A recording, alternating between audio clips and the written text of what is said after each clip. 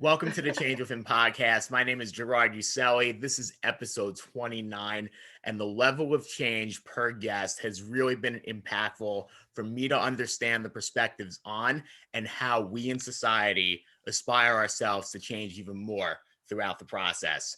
Our next guest is somebody who is very special within the fitness and the yoga industry.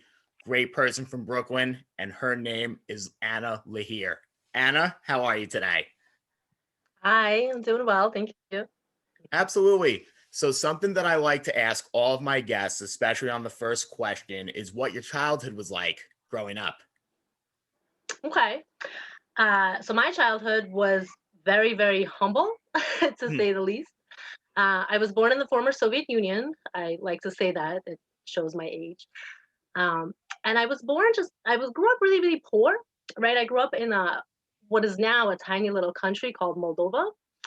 And my family is separated, right? So half of my family, I lived in the one city that they had in the country. We had an apartment.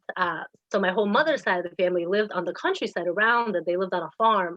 So every weekend I would go and we would raise our own food, have our own livestock, grow our own food. So I always took that with me. And then my father's side of the family, they're from Ukraine. So they live by the beach. So Oh, every summer we would travel to the beach. Yeah, so that was my exposure to uh, to the plage. wow. And so I remember growing up, like not taking anything for granted. Like I remember having this like super deep sense of gratitude for everything that we would consider little. Like right now, I live by the beach, and I definitely don't take it for granted. Right, like I go there every day, and I could see it every day, and still feel this like overwhelming sense of just pleasure. So that was really cool, right? Like my work ethic, all those righteous things that come with being poor. I feel like I got that.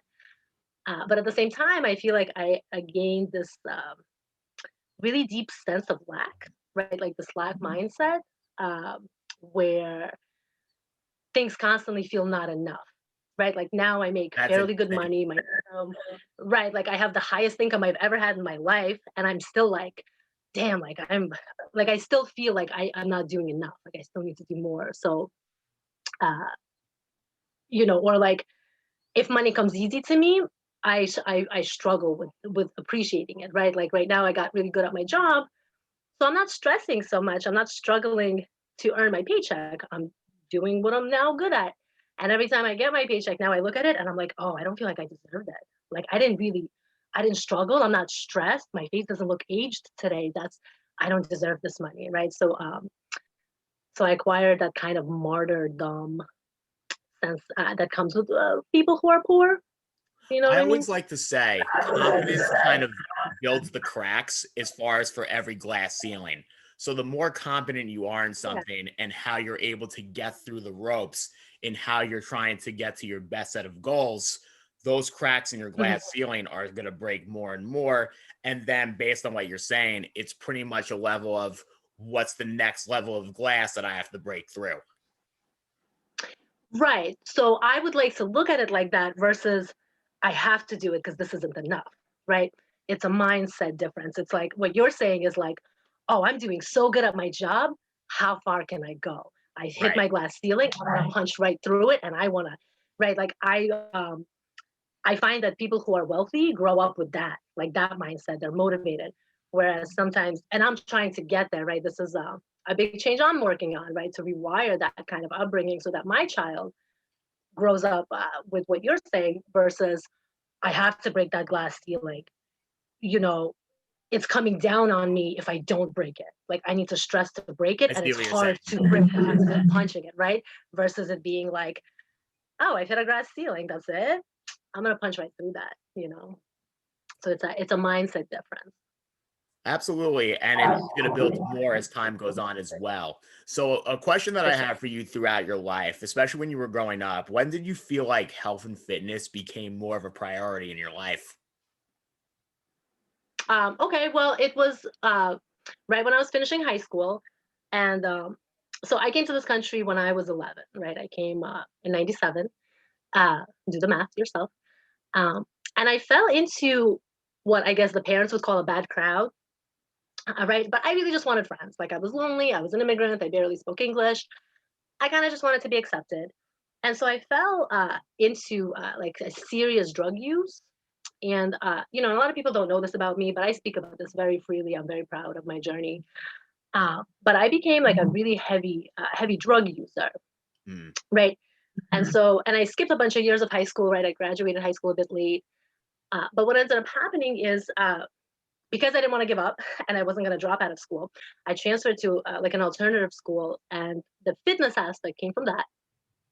I was missing a lot of gym credits, right? Because when you're on drugs, you're not really working out.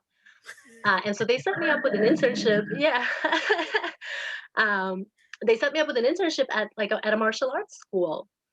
And so I started doing a lot of martial arts and I started detoxing like physically, right? And then we had a yoga teacher at the high school. So I started doing yoga. I started just like, okay, I need gym credit. I'm gonna go do yoga. So I had my yang and I had my yin. I had that detox, right, uh, from all these substances, all these chemicals I had in my body. And the nutrition aspect actually literally came to our door. I had a friend, my best friend at the time. Her mother ran a health clinic, and they would get all sorts of advertisements.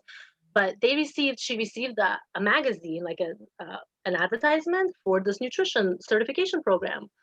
And I remember we sat there and we read it front to back, and we both looked at each other and picture this, like our faces sunken, like our eyes are red, like we're like 18, and we look like we're 26, right? Like we just like we're crackheads, like we look bad, and we just looked at each other and we were really like, I think it's time. Like I think we need to get our act together. Like this needs to happen. And so I remember taking, and it was expensive at the time. The program now is like way more, but it was like $4,000 at the time, which, for a teenager, that's a lot of money. And I remember asking my mother, like, hey, like, I need $4,000. Like, I don't know. Uh, and to my surprise, she legit was like, yes, you can have it. Uh, and I was told later, disclaimer, I'm a big crier. So if you see me tearing up, just work through Aw. it. Yeah, no, it's all good. But I remember asking my mother later, like, how come you just like that's a lot of money for like an immigrant parent who works like odd jobs. And she said that for the longest time I had like this dead look in my eye, right? Because I was the cracked out zombie. And for the first time, she saw like life in my eyes. Like I was excited about something, like I wanted to do something. And so she was like, here, take whatever, take the money. And so I used that nutrition program as my rehab. Like it was a program that was more for older people who had careers and wanted to change them. Mm. And so I didn't start my health coaching until like a decade later. Like I didn't start that wasn't my intention. Like I went there because I was too embarrassed to ask for help, but I knew I needed it. And so that was my way of getting clean. Like I literally was like, here I come. This is my rehab, 1 full year intensive nutrition program. It's how I'm gonna do it. So I ended up getting certified as a health coach. So in that regard, kind of on the retrospect of your mom giving you that money for you to start your life pretty much at that point, because it kind of forecasted you into a better trajectory of means. Was that For kind of sure. like a first pivotal moment where you wanted to be a mother in the future? Nope. Not Gotcha. even a little bit. It was actually the opposite. I was just like, I do not want to have kids. If this is the kind of Oh stuff they're wow. gonna put me through, OMG, like not even a little bit. Like, nope, that was not my nope. Hey, look, Not this on is the that. point of communicating with each other. You got to know your yeses and your nos at some point, right? That's right. That was not a yes. At the time. It was actually a big no. That's So actually one of my biggest fears that my daughter grows up to do what I So in that regard, go just moving on to the sense of you doing yoga. Where did yoga fall like into your routine, and how does it help keep you with a peace of mind? So after I finished the nutrition program, and I finished high school, my yoga teacher, the yoga teacher who I had in that high school, I asked him where he had gotten his license, and he actually gotten it at this like really cute little yoga school in the city in Manhattan, and they had a retail location, so it was a yoga school, and they had like 3 stores. They had a vitamin shop, they had a health food store, and they had the yoga school. And I just had this, I have this certification. I'm certified right straight out of high school, so I got a job with them, and they allowed you to take free yoga classes. So I just started, really utilizing the benefits of work. And I started going to yoga a lot. I started learning about it. I continued my martial arts practice. And as I was learning about it, I realized just yoga's life, right? It's the foundational thing of everything, right? Whenever we would start doing martial arts, we would do a warm up with yoga, right? We would stretch our muscles. We would do a meditation to end it, right? Dance. Whenever I have a dance class, we start with yoga, right?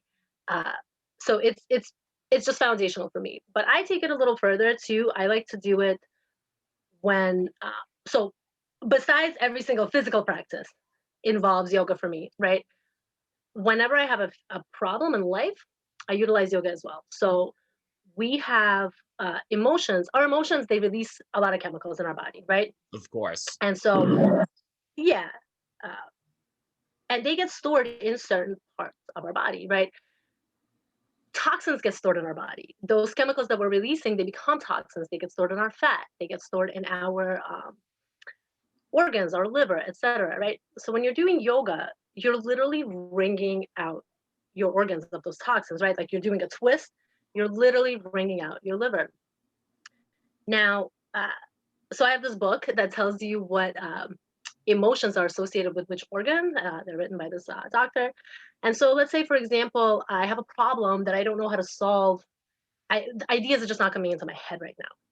I'm going to find out what organ that specific issue is associated with, and I'm going to base that day's yoga practice on that organ.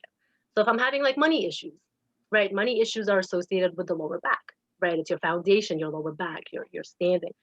Okay, I'm at a loss on how to make money. I'm feeling insecure.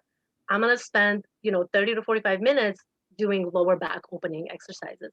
And then without a doubt, this never fails, an idea will come into my head. Oh, I have an old friend that I remember was asking about something.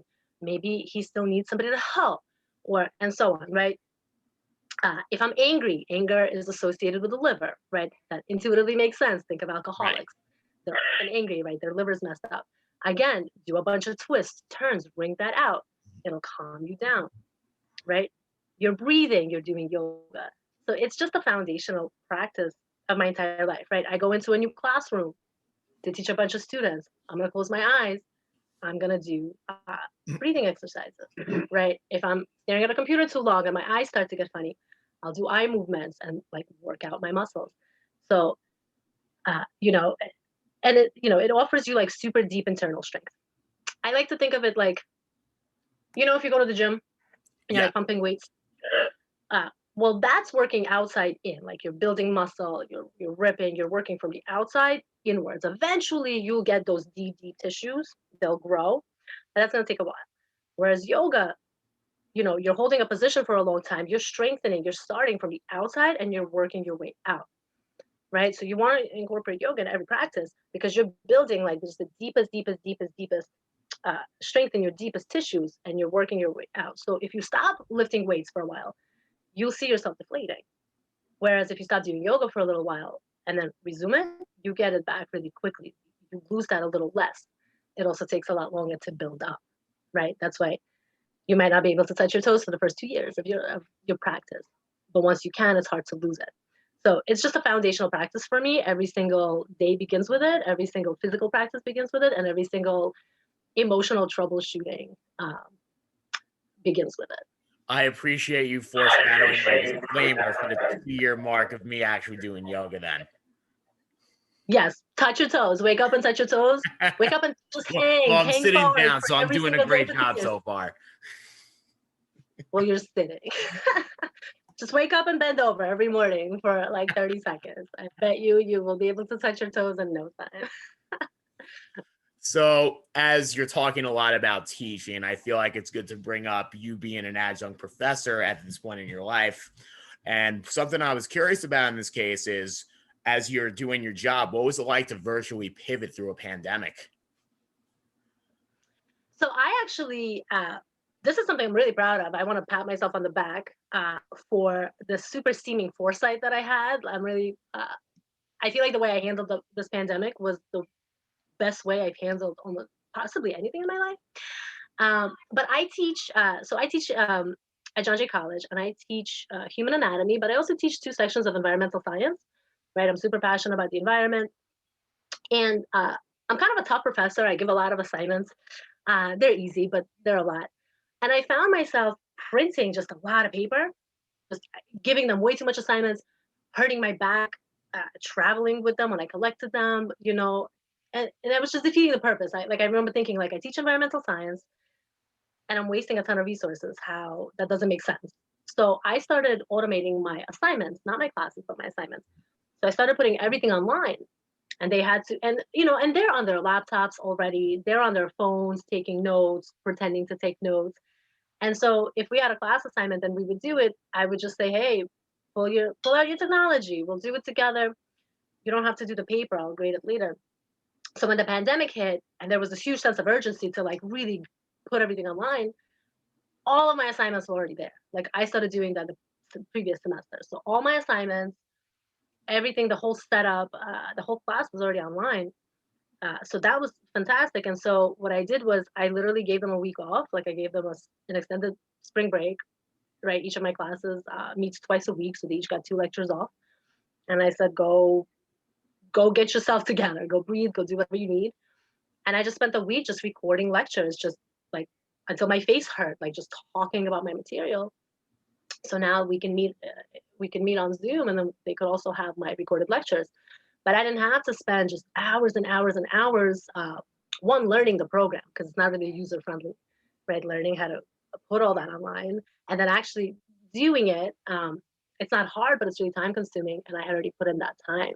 And so I got really lucky with that. Like I like to pretend that I'm smart and had foresight, but I just got really lucky, and because I was already doing that. So I Well, was like, give yeah. give yourself another pat on the back. I'm I'm wonderful for keeping up with the time. Saves myself all this trouble. Thank you. I appreciate that. So But something it I is a was hard reading. pivot for them. Oh, sorry. Oh, what were you gonna say now? I was gonna say it is a emotionally it's a hard pivot, right? Physically for me it was easy. Having a lack of a commute is godsend. Like I'm in my bed working, talking to my students. But I do miss I miss talking to them. I miss them asking me questions in real time, right? Because I love knowing that stuff's resonating them, because they would be like, wait, but how come this? Because of what you're saying, then how come, they were able to challenge me. They were able to ask me questions that I didn't really know the answers to, which are embarrassing, but are my favorite, because then I can learn something. Right now, it just feels like they're almost just like being fed information. So critical thinking is a lot less, and they really crave contact. Like my 8 a.m. class that they don't need to show up to is always full. Like they want to talk, they want to interact, they want to ask questions. And so I definitely miss that aspect of it. Like I miss the office. Absolutely. And who doesn't when it comes to sense of like socialization at that point? And something I want to ask as well. So based on your rate my professor, something that I found really interesting is that 80% of your students would take you again, which again, patting you on the back, virtually speaking. From that point, how do you handle criticism from the 20% who wouldn't? So, okay, I handle it like a grown adult. But first I Simple handle it answer. like a baby. So first I let myself feel whatever it is I'm feeling, right? So at first I was getting like really fantastic reviews, and I would get really excited. Like that's really exciting. Uh, you know, but I want to be honest. So I want to be honest with you. I'm actually surprised that that many students would take me again, and that I have that few bad reviews, right? I hear a lot, like my friends are always like, "Oh, I'd love you as the professor," but I don't think you would, because I'm not the same person I am outside of the school that I am here, right? Like I'm a lot more conservative. I'm almost at their age, like I'm much closer to their age, so I don't take their nonsense. Like they try to get one over on me, it never works, right? Like one, I'm a mom. Two, I was a student not that long ago too. Like don't try to play with me. And so I shut things down a lot, right? Like I treat them like adults. I don't. I run a tight ship, right? Like I don't play. They don't. Like None of my students know I have tattoos, right? Like they don't know that I'm cool. They think I'm like this boring, like scientist woman. And that's fine. I prefer it like that. Like I don't need them to know what my political affiliation is. They don't need them to know that I could probably beat them all up. You know what I mean? They're athletes. I teach a lot of athletes, but they don't need to know that I'm probably tougher than them, right? So I'm actually surprised. So I at first thought that like everybody hated me, like because I'm really tough and I'll put people in their place. And then I get all these good reviews saying, things like, "Oh, she's so straight up and she treats us like adults and she doesn't play games." And I'm like, "Oh, you guys like that? That feels really good." Uh, and I do let it get to my head, right? I let it get to my head because I expand on the things that they say they like, and I do my best to fix the things they say they don't like. So I remember when I got my first hilarious tag, I let that get to my head so hard. I was just like, "Oh my god, they think I'm funny? Okay." And I like started making more jokes in class. I became more personable. The class was awake more, but that's really helpful for me. These reviews are really helpful because I want to know what strengths to hone in on. And then I got my bad reviews, and I gotta admit, I was really butthurt. Like I handled it like a child first. I felt my feelings, and I fought with them in my head and said, "Who do you think you are? And I know why you're saying this, and this wasn't the case because of that." And um, but then once that's done, right? Like I let myself go through whatever I'm feeling. I never shut down my emotions, right? Uh, but then once that's gone, I really sit down and I look at it and I'm like, okay, well, that didn't work for this student, right? This may have been necessary for other students to do, but this particular student, this didn't work for. What can I do now to fix that? And I really think about it and I ask my colleagues for help, right? Like this semester, for example, I employed a set of fresh eyes. I had a friend who was just starting to teach and she needed curriculum help. And we kind of traded secret. I said, look at my curriculum, tell me what I could do to make it more interesting or more like I pulled out the specific problem that the student was having in the review. And I was like, what can I do to fix that? And we both shared ideas, right?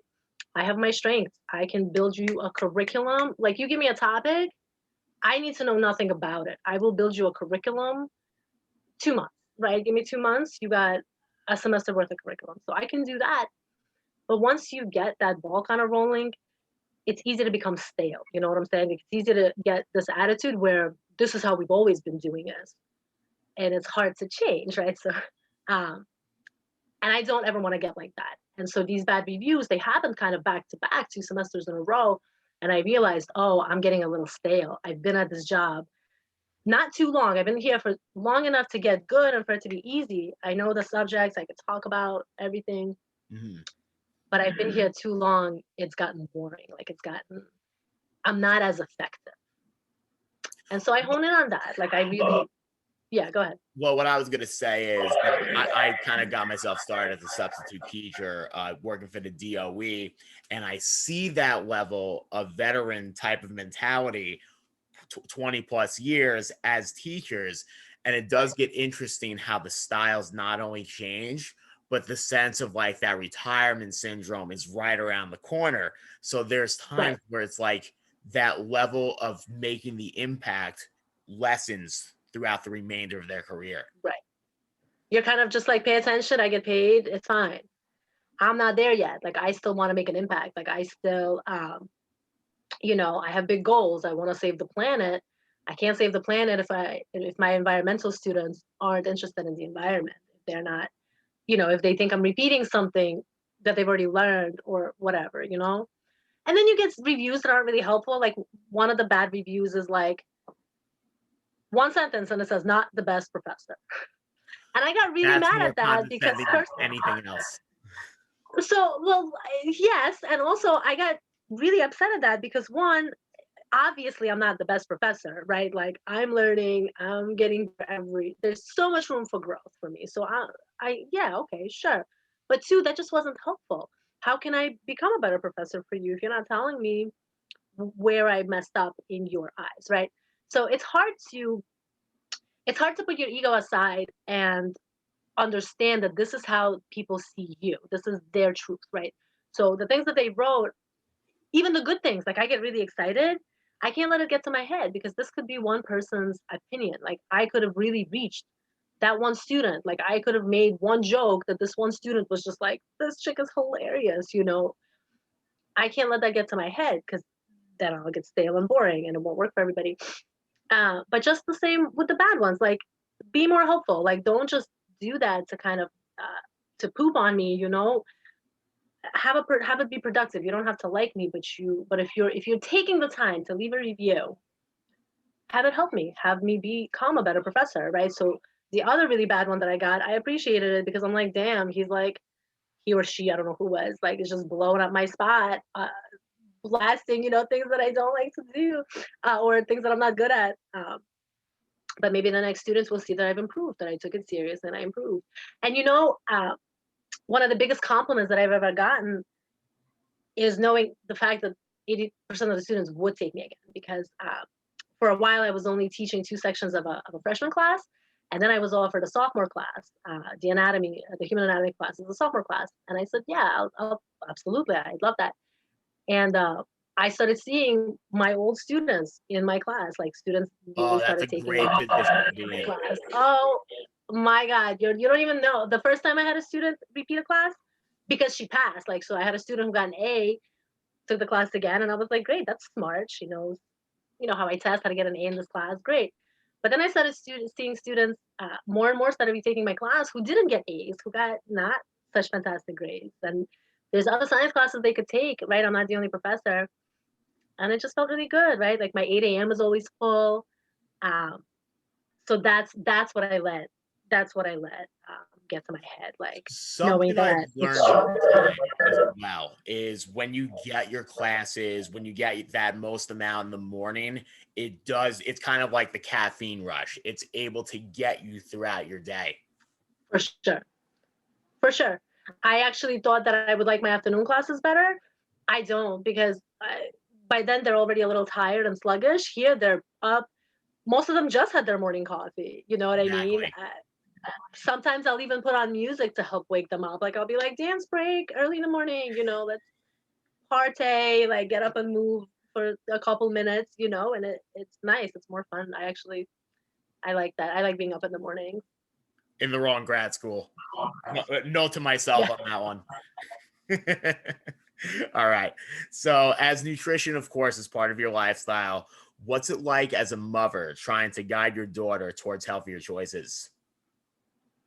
Okay, so I have two things to say about that. So the first thing that I did is something that most parents don't actually do. Uh, but I raised my daughter completely vegan for the first 2 years of her life. Right, this was like a huge. This was very important to me. My ex-husband and I made a deal when I was pregnant. Like this is happening my way. Like I don't want to hear it. Um, and so she had developed a palate for vegetables, right, for nuts, for plant-based foods. So now that she eats meat and dairy products, it's still easy for me to be like, eat the soup along with whatever meat you're having. Or if she wants bacon, she wants it wrapped around asparagus, right? Like she'll have an omelet with like broccoli, right? She'll ask for vegetables. So that I set myself up. Again, I had a little bit of foresight, right? And I feel like I set myself up for success that way. So taste wise, she doesn't think that, you know, vegetables are gross because she grew up just eating them. Another thing is moderation, right? So you can't really say no to kids when it comes to junk food, right? Like if you come to my house, I got a good amount of junk in my house. Like I got barbecue chips, right? I got chocolate and gummy bears and shit like that, you know? But you got to do it in moderation, right? Have your dinner and then you could have your ice cream, right? Uh, you had you ate your veggies, here's junk with your movie, right? Here's your chips. Because kids will rebel. Kids are very rebellious. And if you constantly say no to kids, right? If you're like, no, you can't eat this, this is gross, you can't have junk, blah, blah, blah. As soon as they grow up and get that little taste of freedom, forget it. All your hard work out the window, right? They go to college, they have that first chicken wing with their beer, right? That first like non-vegan ice cream. That's it. They're now just living off junk and Skittles. You know what I mean? So you don't want that. You don't want to create that kind of starvation for freedom, for fun things. So we have fun, right? I'll take her to McDonald's. She used to love McDonald's, and we would have a deal. You can get whatever you want, but you need to have a side salad with it, and you got to eat the whole thing, right?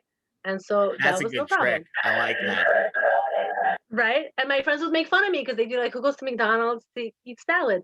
That was the deal. You want a burger with fries? No problem. You have your side salad. You got to eat it. So moderation with kids, right?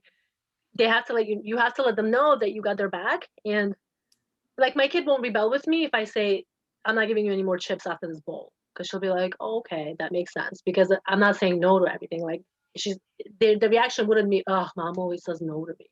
It's like, oh, she lets me have everything, but I guess now it's too much, you know? So start them right. Here we go. But if you can't, that's okay. But moderation, like they shouldn't be in your snack drawer stuffing their face with marshmallows as they please, right? Like you moderate it. But you say yes to them. You say yes to your kids. You let So them have a little bit of everything. what you're saying is when the mother raises hell, the kids won't rebel. I like that. Yes, that's right. Because as soon as I start yelling and raising my voice, she's like a little soldier, like going to bed because she knows I mean business. Yeah, There we that's right. go. So what is the biggest change you want to see for yourself this year as a final question? I honestly want to gain more, like a deeper self confidence, right? I feel that I come off much stronger than I feel most of the time, right? Like I often just feel kind of like a fraud. I have to question, even with my curriculum, like I have to review my things and question it. Like sometimes I'll even look something up and be like, is this still true? Okay, this is still good. So just the overall, I want to feel the way I carry myself. And then another thing I want to change is the attachment I have to outcomes of certain things that I do. So I want to be able to just kind of go for things, ask questions, try things without being so focused on the outcome because it stops me in my tracks if I think that I might get rejected or it won't work out. I want to just not even focus on whether it will or won't work out. I want to not care at all about the outcome. I want to only focus on the process of asking for a raise or starting my own business and asking clients to join and not being focused on whether they'll say yes or no. And ultimately, I'm very big with wordplay myself. So when you think of the word process, especially with pro being in that word, you could Right. be as much of a pro for yourself in those moments, but you'll never find being a pro in success. Success is subjective based on how you define it. 100%. 100%. Because again, I am the most successful I've ever been in my life. Right. And if I speak to my friends, they're all really proud of me, right? Like I could brag that I have no debt. I can brag, that I work part time and make really good money. And I still feel like an imposter. Like I still sit there and feel like, whoa, like I'm embarrassed about where I am in life. I don't want to tell people where I'm at. Uh, so you're right. And I'd like to be a pro at proceeding, right? At just There you being go. like, this is my process. Like I'm just going, at it, and I'm a pro at doing that. At just living life, not really care because the outcome for all of us is the same. We're all gonna die. That's really the That's only very outcome that true. we can be sure of. So I want to focus on no other outcome and just kind of going for what I want. All right. Well, I have to say, this has been a very awesome episode 29 for the Change of Him podcast. And for those who haven't checked this out yet, please check out the Change of Him podcast on Anchor, Instagram, Facebook, and YouTube. Anna, thank you very much for joining and have a great rest of your night. Thank you so much for having me. This was so much fun. Oh, Thank thank you. you. Bye bye.